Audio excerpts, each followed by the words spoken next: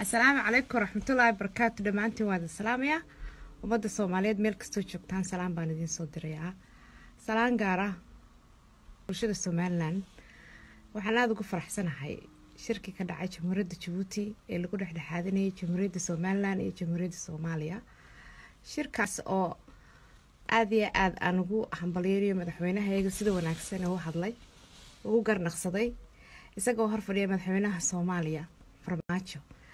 aad iyo aad waxaan ugu faraxsanahay inuu u sheegay inaanay soo noqoshi jirin Soomaaliya iyo Somaliland la yiraahdo gartiisna uu sheegtay hambalyo again. aad iyo aad baan idin wada salaamayaa, khayr baan idin rajeynayaa meel kastoo joogtaan ummadda Soomaaliyeed. jaarnimaan jecelnahay, soo dhaweyntaan jecelnahay, jaarnaan ahaanaan jecelnahay. waan idin salaameynaa. madaxweynaha loo soo dhaweeyo sidii loo soo dhaweyn jiray si ka daran reer Somaliland fiifa.